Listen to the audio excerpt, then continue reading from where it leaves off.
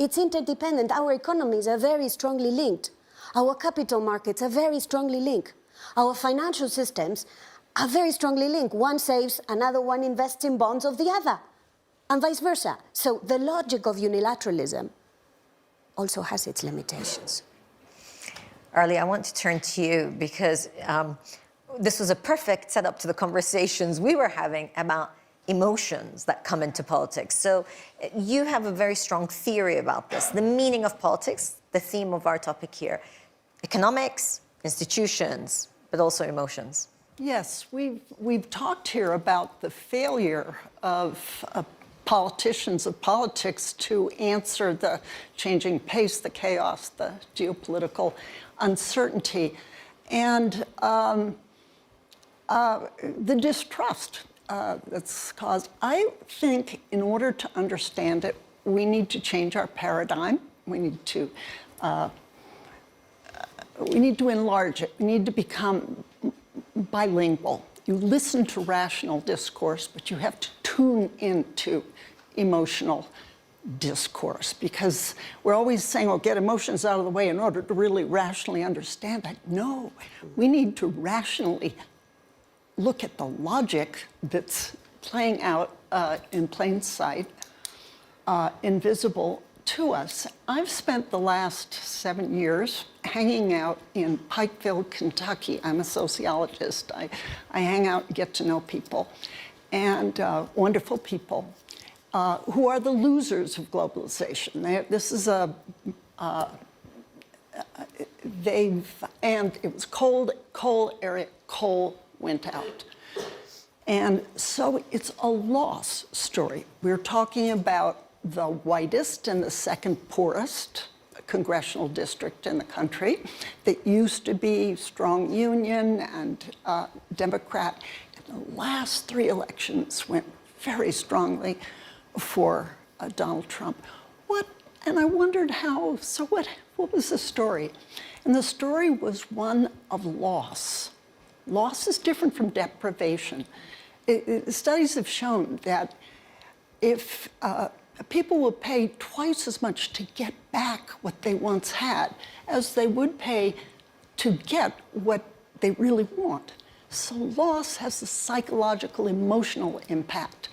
The people I got to know were very proud coal miners. They would go, a coal miner would walk down the street or go to his kid's basketball game with a blackened face, proudly, and people would say, oh, that's that guy. This is the guy who kept the lights on in America, who won World War I and II, proud, good money, raises family, all of that gone.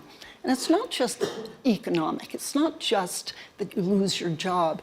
You devalue what you know. You have to move to a different place. They don't know you. They don't know all you know and who you are, your moral qualities. So loss turns out to be big. The people I came to know had given up on regular politics. Oh, you know, they didn't feel heard. That's what they repeated. And so a magic man, a charismatic figure, came to their attention.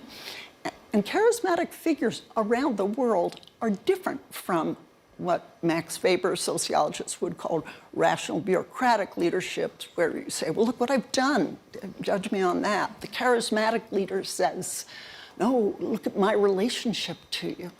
And I do believe that emotions are at the bottom of it, that these were shamed people, and they were given first an appeal to recognition. They felt recognized. Second, they were offered a compelling narrative of stolen pride. You've lost something. You didn't just lose it. Who took it? It's been stolen. Let's go after who stole it. So it went from shame, structural shame of very proud people, to blame. That's an emotional transfer. Let's look at that. And I think I can go on, kind of a whole ritual that reinforces that in different ways as we go. So that's a perspective I offer to enlarge us. But knowing that and keeping that in mind, what would be your advice to politicians regardless of the jurisdiction they're working in, but politicians who want to tap into that and address it. Because like you said, it can't be just because, oh, we're going to raise, we're going to tackle inflation by 1%, 2%. How do you tackle it emotionally? What I've just described, I call emotional capture. So you're starting with that, and the first thing is to see that's what's happened as a stick-to-itiveness, okay? And the other thing is to appear on the scene, to actually, don't do it through email, get there. And the third thing is to offer real solutions, positive solutions, on the ground. So, yeah, reconnect between the urban middle class and the rural working class, and it can be done. To be positive, in making the right decisions, it can be done. And I think in the state of Kentucky, as a Democratic governor in a red rural state, and he's delivering. And even the hardcore are saying, well, it's okay. So one of the things we've heard quite a bit this week, or I've heard quite a bit this week, is that it's less about ideology and it's more about, one, how people feel, but also who they're connecting with, so that community point. So it's an interesting era of politics if we feel it's not rooted in ideology. I want to come back to this incredible panel for more thoughts, but I want to give the opportunity to anybody in the floor who would like to ask a question. If we can please get a mic here to this gentleman, and then we'll go to the gentleman here. So, this question to Professor Hochschild. There's been a lot of discussion among economists about place-based policies. And so I'm wondering whether, from what you just said, it follows that it is extremely important to find solutions for structural change that actually maintain people in the same communities or not. So how much does it matter? it matters a lot. Where I hung out, there's a big differentiation between stayers and losers, stayers and leavers. And the leavers, they feel, oh, they're looking down on us stayers. Won't you come back? And have you changed your accent?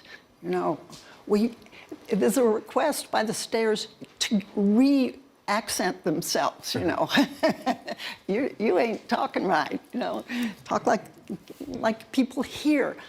I think the solution might be regional hubs. In other words, you don't have to leave for the big city. There can be kind of sources of good employment 2 or 3 hours away, let's say.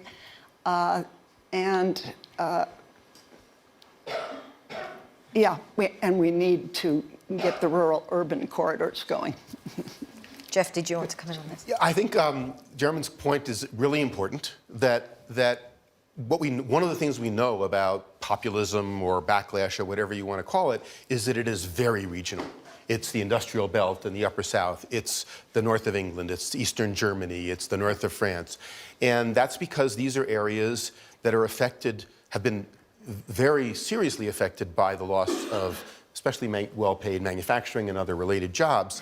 And that's not about individuals so much as it's about a place. A small city or a town, 20, 30, 40,000 people, loses a couple of factories, but it doesn't stop there. There's a loss of income. Property values go down. Community. Local property taxes go down. The local government is less able to provide local public goods like education and healthcare and law enforcement. Perhaps the best educated people leave. Yes. And the ones who are still the stayers, as you call them, are sort of stuck because you can't sell your home in a depressed community and move to a prosperous community. That's right. So I think that the policy answer, and here I want to say something about what Arlie said, the policy answer is place-based policies.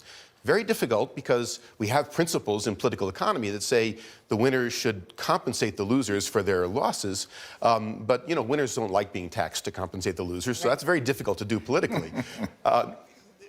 So I think that is in my view, that is the most productive path forward from a policy standpoint.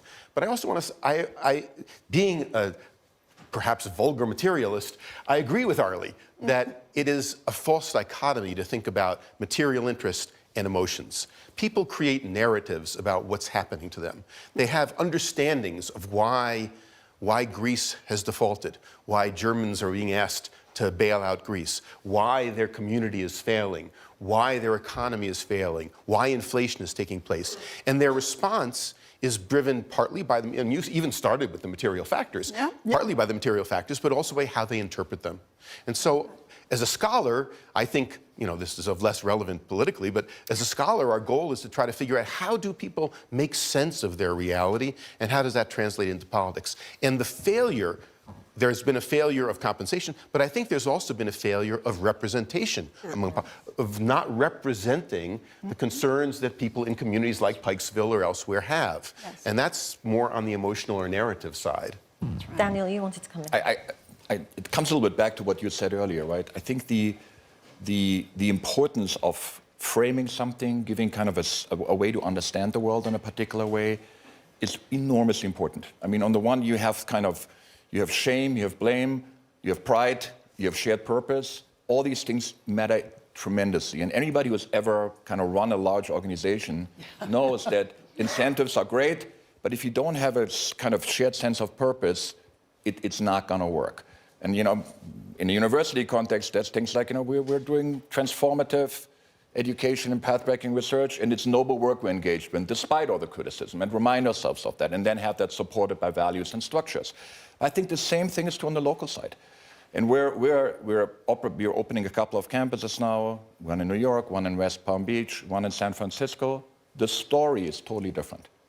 And to have kind of a clear idea and identity what this community is all about in South Florida, for example, or the kind of Renaissance story in San Francisco, if a mayor is able to articulate this clearly, makes a huge difference, right? Both for the local community and externally, because people look at that now in a place where they may want to invest or move to. So I think, yes, we need to fix certain things. Yes, there are incentives. Yes, there are structures. But the way we talk about, the way we frame things is enormously important in this environment. Let me build on that, because I think we are seeing the collision of two different ways of framing our future. On the one hand is the nostalgia of the past, and this is very relevant for places who were very good in the past. Yeah. And that fits very well with that part of the world. And it's in the north and it's in the south. It's a lot in the north, but it's also in some parts of the south. But you've got the other frame that is basically the promise of the future. Those that have not been great in the past, they don't want to go back. They are looking at something that will be more promising. They are projecting themselves in the future. Now, the two have as a difficulty, and this is something we have to be much better at, is that the future at the moment looks very, very uncertain, very unstable. There is a lot of projection of conflict, conflictuality, power, rivalry, and that doesn't help. That makes people either stay where they are, stay put, hang on to what they have, or look at the past. So if we want to favor this narrative of let's project ourselves in a future that looks brighter, which is where many people in this planet would want to be, then we have to be better at managing this very conflictual outlook for the future. It's fascinating what you're saying, because I, for one, for example, left the UK and moved to the UAE 8.5 years ago. Brexit happened in the year that I left.